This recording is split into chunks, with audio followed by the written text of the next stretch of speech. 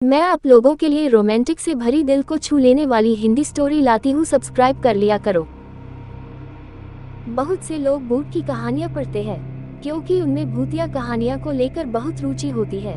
वही कुछ लोग भूतों की कहानी पढ़ना तो दूर, भूतों के नाम से ही डर जाते हैं। आप सभी ने भूतिया कहानियाँ, भूतों वाली कहानी, भूतों की हवेली, चुड़ैल की कहानी, भूतिया खंडहर, भूत की कहानियाँ तो जरूर सुनी होंगी।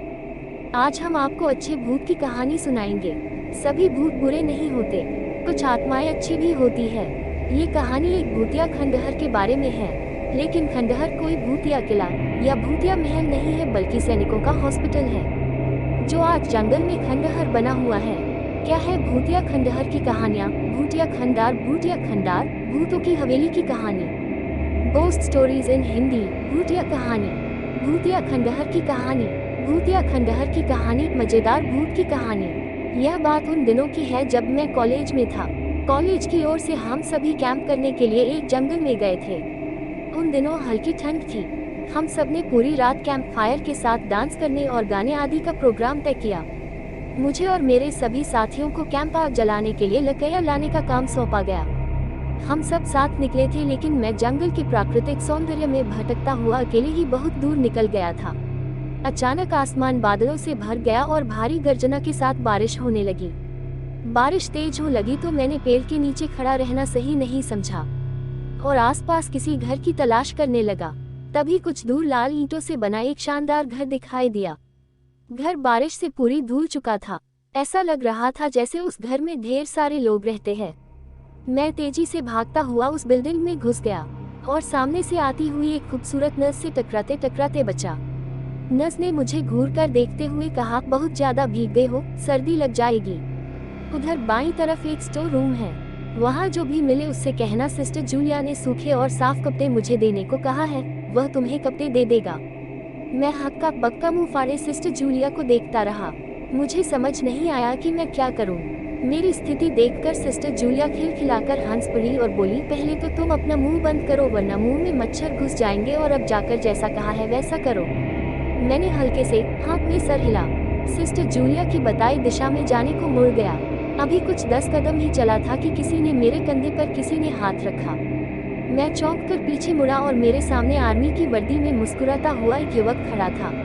मेरा आश्चर्यचकित चेहरा देखकर उस युवक को हंसी आ गई। उसने दृढ़ स्वर में धीमे से कहा, मैं कैप्टन विनोद, यह हमारे देश की आर्मी का हॉस्पिटल है। कैप्टन विनोद की बातें सुनकर मैं आश्वस्त हो गया। मैं धीरे धीरे सामान्य हो गया। मैंने कैप्टन विनोद को सिस्टर जूलिया की कही बातें बताई। मेरी बात सुनकर कैप्टन विनोद के चेहरे पर रहस्यमयी मुस्कान आ गई। कैप्टन विनोद बोले, तुम सिस्टर जूलिया से भी मिल चुके? जी, क्या मतलब है आपका? कुछ नहीं, चलो मैं तुम्हें सूखे कपड़े देता हूँ, तुम कपड़े चेंज कर लो, नहीं तो सच में सर्दी लग जाएगी। मैं कैप्टन विनोद के पीछे पीछे एक बड़े से कमरे में पहुँच गया। कमरे के चारों ओर हरे रंग के पर्दे लगे हुए थे। एक तरफ बड़ा सा बेड पड़ा हुआ था। बेड के सामने एक सोफा था। बीच में एक टेबल था जिस पर 2 ग्लास, एक बड़ी बोतल ब्रांडी की और 1-2 पत्रिकाएं पड़ी हुई थी। कमरे के एक कोने में बड़ी सी अलमारी थी जिसमें से कैप्टन विनोद ने मेरे लिए आसमानी रंग का कुर्ता पायजामा निकालकर मुझे दिया और कमरे से लगे बाथरूम की तरफ इशारा किया। मैं बाथरूम से कपड़े बदल कर जैसे ही निकलने लगा, मेरी नज़र बाथरूम की एक दीवार पर पड़ी। वहाँ खून के छींटों से भरी हुई थी। यह देखकर मैं घबरा गया और जल्दी से बाहर निकलने को मुड़ा ही था कि बाथरूम में लगे आईने में खुद को ही देखकर डर गया, क्योंकि आईने में मेरा पूरा शरीर तो नजर आ रहा था, लेकिन मेरे शरीर पर से मेरा सर गायब था। अब मुझे डर लगने लगा और मैं हड़बड़ा कर बाथरूम से निकल गया। मुझे इस तरह बाहर निकलते हुए देखकर कैप्टन विनोद ने हंसकर पूछा, क्या हुआ? अरे हाँ, तुमने तो अभी तक मुझे अपना नाम ही नहीं बताया। मैं वहाँ से निकलने लगा। तभी कैप्टन विनोद बोले, कहाँ जाओगे? बाहर बहुत तेज बारिश हो रही है, लेकिन अचानक तुम जाना क्यों चाह रहे हो, यह मैं समझ नहीं पा रहा।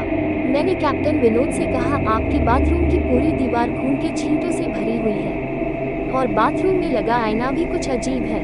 उसमें मुझे मेरा पूरा शरीर तो दिखाई दिया, लेकिन मेरा सिर ही गायब था। अब मैं यहाँ बिल्कुल भी नहीं रुकूंगा, बारिश में ही भीगता हुआ ही अपने कैंप तक जाऊंगा।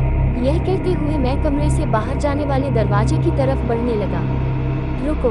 तभी कैप्टन विनोद की कटकटी आवाज गूंजी। तो आखिरकार तुमने सब कुछ देख ही लिया। जी क्या मतलब है आपका? डर के मारे मेरी आवाज दब रही थी। मतलब चाहे जो हो, तुम तब तक यहाँ से नहीं जा सकते जब तक मैं तुम्हें कुछ बता न दूं। क्या बताना चाहते हैं आप? भूतिया कहानी, भूटॉन की कहानी। कैप्टन, जो आज तक कोई नहीं जान सका। मैं, जो आज तक कोई न जान सका, वह मैं जानकर क्या करूँगा?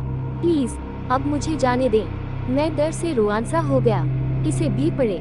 जयपुर के प्रसिद्ध दर्शनीय स्थल, भारत की भूतिया जगहें, भारत के 10 सबसे भूतिया स्थान, होलिका दहन। होली कब है? दिल्ली की सबसे भूतिया सड़क, भानगढ़ का किला, नाहरगढ़ किला जयपुर आज भी दिखाई देते हैं भूत। आमेर का किला रहस्य, मेहरानगढ़ का किला। कैप्टन नहीं, बिल्कुल भी नहीं। तुम्हें मुझसे डरने की कोई जरूरत नहीं। सैनिक सबकी रक्षा करते हैं, मैं भी तुम्हारी रक्षा ही कर रहा हूँ। कैप्टन विनोद के स्वर में कोमलता थी। आओ मेरे साथ इस सोफे पर बैठ जाओ, मैं तुम्हें एक कहानी सुनाता हूँ। पूरी कहानी सुनाते ही मैं खुद तुम्हें तुम्हारे कैंप तक जीप से छोड़ कर आऊंगा। तुम अपने कॉलेज कैंप से बहुत दूर आ गए हो, वहाँ तक अब तुम चलते हुए नहीं पहुँच पाओगे। कैप्टन के स्वर में न जाने कैसी आश्वस्ति थी। मैं जाकर उनके बगल में सोफे पर बैठ गया। कैप्टन विनोद कहने लगे, दुश्मनों ने धोखे से हमारे अस्पताल को अपना निशाना बनाया। दुश्मन देश के 2 सैनिक हमारे सैनिक की वर्दी में हमारे ही एक घायल सैनिक को लेकर आए। वह घायल था और हमारे देश की सेना ने उसे बहुत ढूंढा लेकिन नहीं मिला था। दुश्मनों ने साजिश के तहत उसे घायल होते ही घुसपैठियों ने कहीं छुपा दिया था। अचानक से अपने खोए सैनिक को अपने हॉस्पिटल में देखकर सभी खुश हो गए और बिना अधिक जांच पड़ताल किए हॉस्पिटल के गेस्ट रूम में घायल को लेकर आने वाले छद्मवेशधारियों को ठहरने की इजाजत दे दी। अभी उस सैनिक का इलाज चल ही रहा था कि जोरों का ब्लास्ट हुआ और एक ही पल में पूरा हॉस्पिटल एक पल में खंडहर बन गया। मैंने बोला, लेकिन हॉस्पिटल तो आज भी अपनी शानदार स्थिति में है। मेरी बात को अनसुना कर कैप्टन विनोद ने अपनी बात जारी रखी।